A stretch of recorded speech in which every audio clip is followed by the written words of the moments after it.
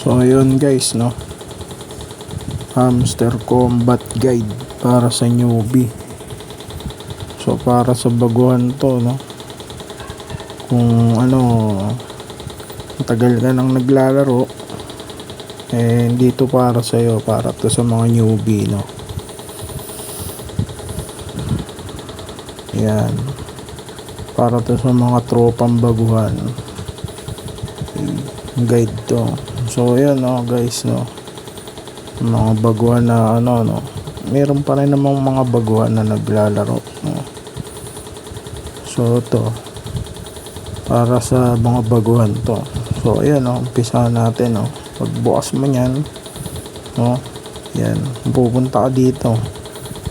So tatap mo to, no, tapping, para makakuha ng mga coin, no. Tapos yung mga coin na yan, magagamit mo yan sa pag-upgrade ng mga art mo, dahil yung laro na to, no, inaasahan ng karamihan yung airdrop, no. So isa sa mga sinasabi ng hamster combat para sila ng airdrop, yung babasihan nila ng airdrop na ipamimigay sa mga player is based on profit per hour. Ito, no, so yung nasa taas na to, profit per hour, yan. So kailangan mo yung pataasin para tumaas din yung airdrop na pwedeng ma-allocate sa'yo, kasi dyan nga daw sila magbabase, no. So ano bang dito sa profit per hour na to, paano kunin, no? So explain na agad natin tong profit per hour, no, kung paano siya pataasin, no, tsaka palakasin. So dito medyo na tayo, medyo Grandmaster 9 rank natin, no. Paliwanag natin yan mamaya. Dito muna tayo sa profit per hour, no. So yung profit per hour, para mapataas mo siya o para makauwa ka ng ganyan, is pumunta ka sa mine, yan, dito sa baba, mine, yan. Mamaya natin paliwanag yung daily combo. Dito muna tayo sa mine. So ito, no, mas maganda to sa mga newbie, para nakikita nyo na din, no, kung alin dito sa mga art na to yung profitable na i-upgrade. Pero kung baguang ka pa lang, syempre ang pinakaunang-una mong kailangan gawin is ma-unlock mo lahat ng card, no. So kunyari itong CEO, naka-unlock na siya, tas pati itong marketing sa umpisa naka-unlock na niya, then yung iba naka-lock. So meron siyang mga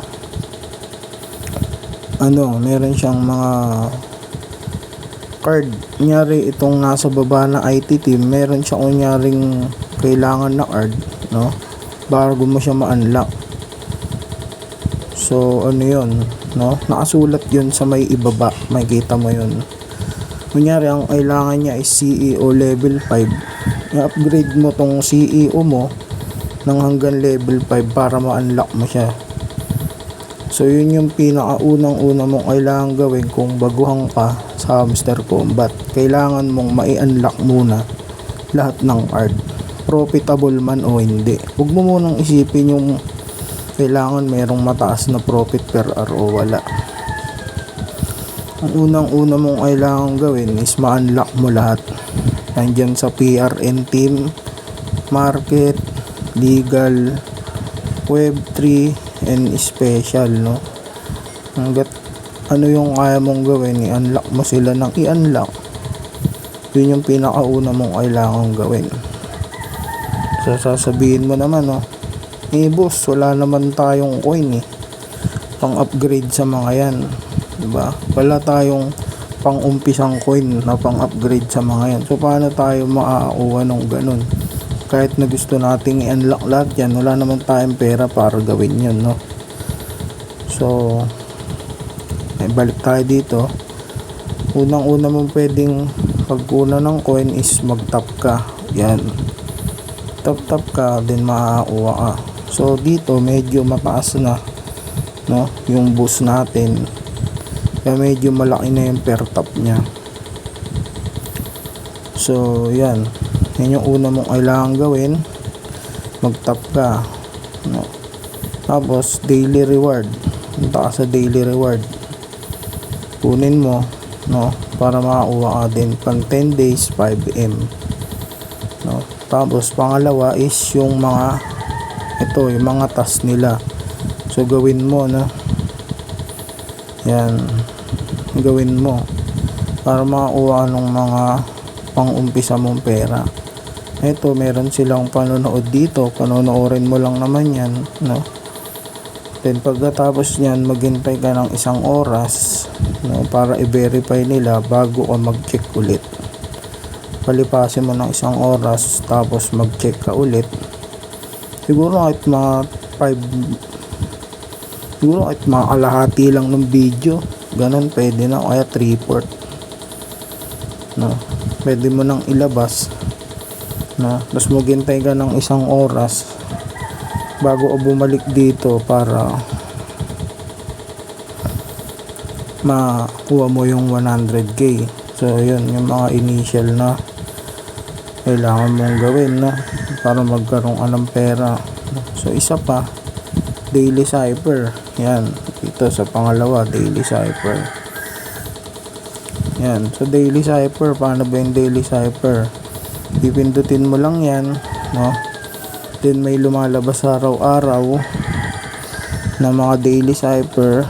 Pwede mo yung i-search sa YouTube, no, sa Facebook, sa TikTok, o saan o kung saan man, no, para anong daily cipher.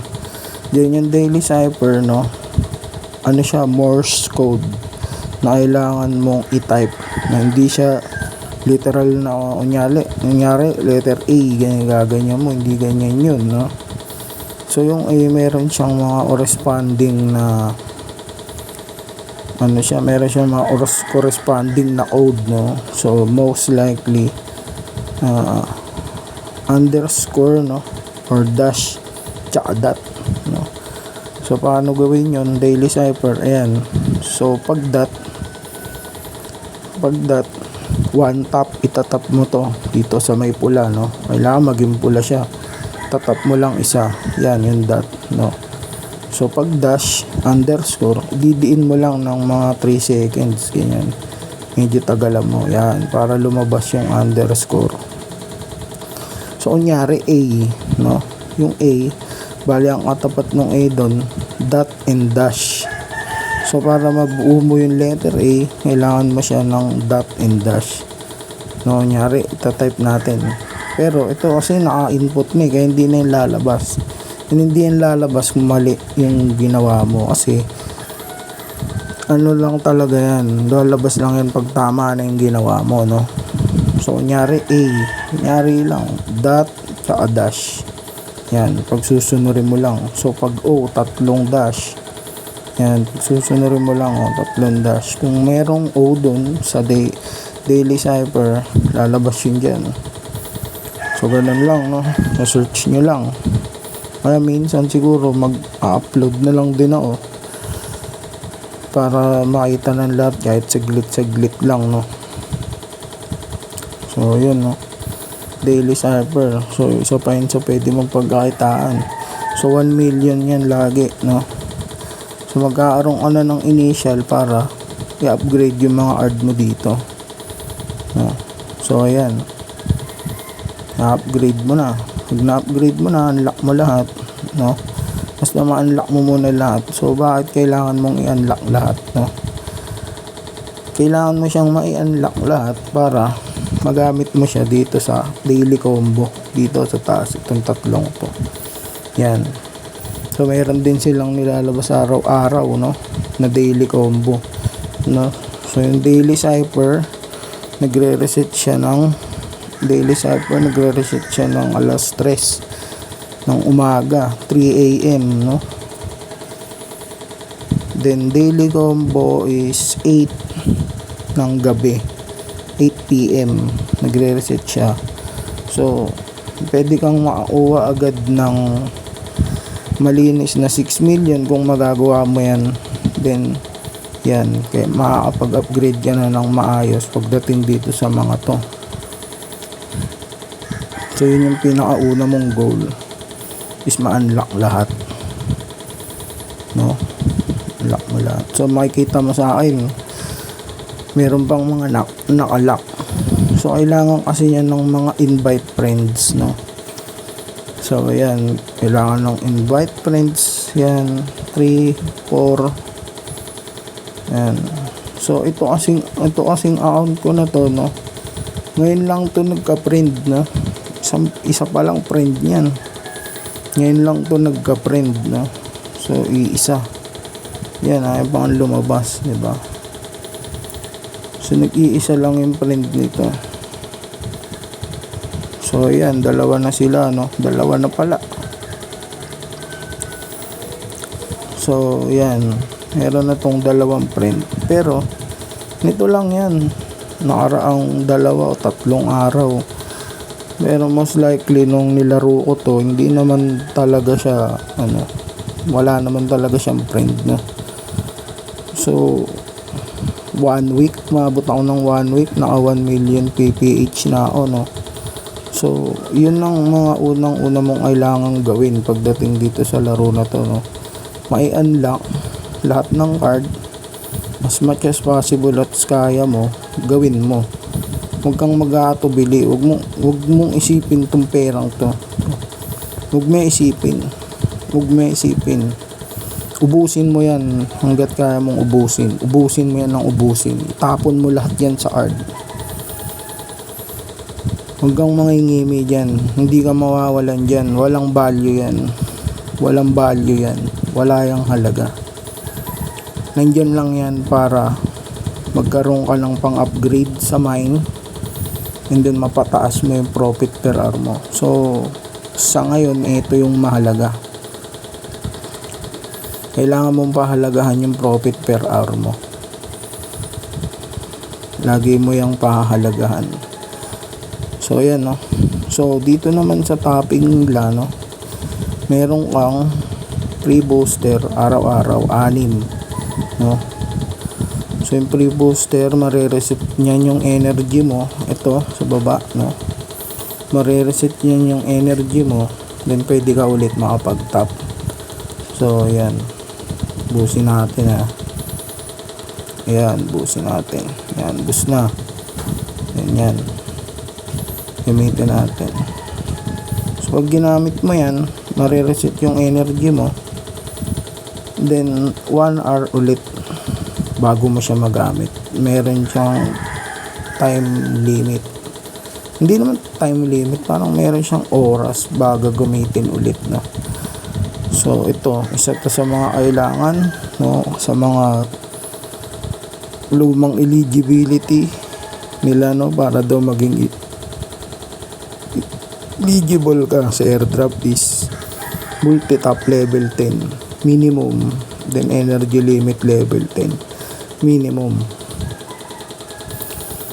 So yung multi-top, para lumaki yung top mo, no, hindi siya maging 1, kasi pag bago 1 lang yan, ang bagal. Kunyari 1,000, di halos kailangan mo din ng 1,000 top para maubos mo yun, no? So palalakasin mo din siya. Din yung limit, ganun din, kailangan mo din siyang pataasin para mas dumami yung top mo, no? So ito 10,000 na. So pag bago 1,000 lang yan. So yan, palalakasin mo din yan. So every rank tumataas din yan. Parang nagkaroon ka ng pre-ups, no? So tumataas din siya ng tigi isang level. Kaya mas maganda kung papalakasin mo na. Nalalakasin mo na siya minimum, no? So ranking ito sa taas, no? So ranking, paano ba yung ranking? Dito pag umpisa nasa 0 bronze ka. So para tumaas ka ng rank, isa din to sa mga eligibility, kaya kailangan gawin mo, no? So ayan, from 0 to 5k. So automatic yun, pag nagkaroon ka ng 5k na coin, tataas yung rank mo. Then pag nagkaroon ka ng 25 game, lilipat ka sa gold, no? Automatic yun. 100k platinum, diamond 1M. So pag nakakuha ka ng daily cipher, automatic magra-rank up ka na sa diamond, no? So epic 2M, yan din, pag nadalawang araw ka, epic ka na. Then legendary, yan, 10M, madali lang siyang akyatin. So 50M. So kahit hanggang dito ka muna sa legendary, no, then magpataas ng profit per hour, then unti-unti kang umakyat sa master, then grandmaster, no, grandmaster, then lord and creator. 18B dito, 1B sa lord, then 100M sa grandmaster. Automatic yan, pag tumaas yung coin mo, automatic na magra-rank up ka. So yun, no. Yan. So goal niyan is magpataas ng profit per hour. So kapag bago ka, wag ka munang isipin yung coin na yan dahil wala talaga yung gamit. Tutuusin, wala talaga yung gamit. So ganun, no. So yan, mine, magpataas ka, no. Siguro next video ano natin yung mga profitable card, no, para makita mo nasan yung mga mas magpo-profit ka na card para patasin, no. So ito, isa to, playground. So tsaka na natin ito yung papaliwanag siguro sa sunod na video na, no. So yan, earning, and then airdrop, wallet, siguro sa sunod na video na lang din, no, kasi masyado nang mahaba ito eh. Guide lang naman muna to para sa mga baguhan eh, no.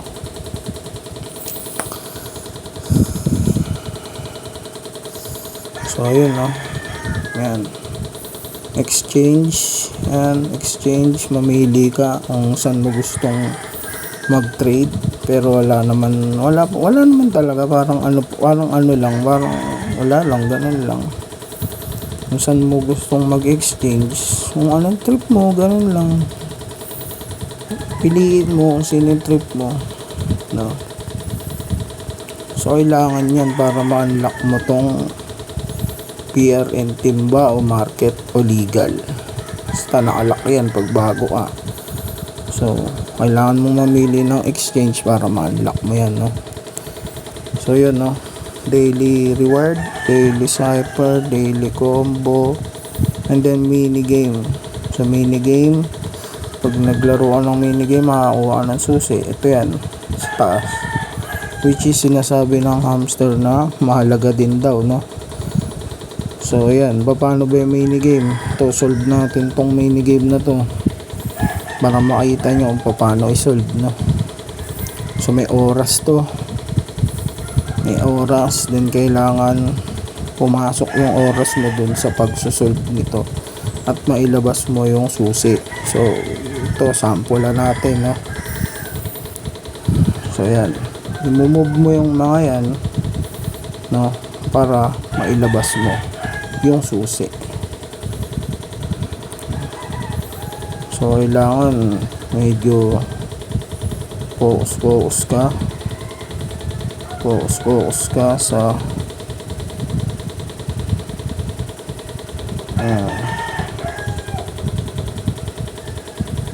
paglalabas niya, no. So ayan, puzzle solve. Good job, CEO. So ayun, no, mini game. So meron na tayong 12, kanina 11, no. So ayan, everyday isa makukuha mo sa mini game, no. Then dito sa playground merong 4. So application to sa Play Store na ida-download mo, lalaruin mo, no. Meron na tayong video dito tungkol dito sa laro na to, no. So ganun, pwede ka makakuha ng 4 na susi, maglaro ka lang, manood ka ng mga ads, mag-upgrade ka ng bike, no. So yun, no. Ganun yung mga gagawin mo para makuha mo yung 4 na remaining na susi na nandito araw-araw.